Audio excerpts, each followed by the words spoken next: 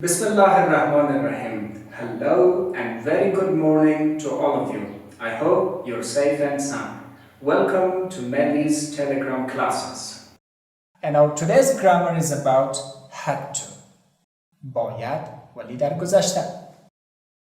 Had to shows a past obligation. Had to الزام یا مجبوریت را در گذشته نشان می‌دهد.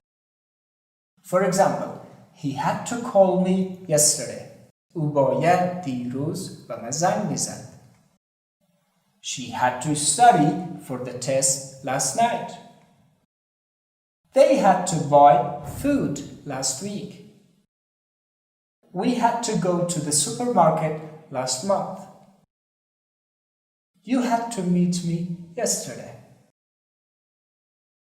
This brings us to the end of our today's session.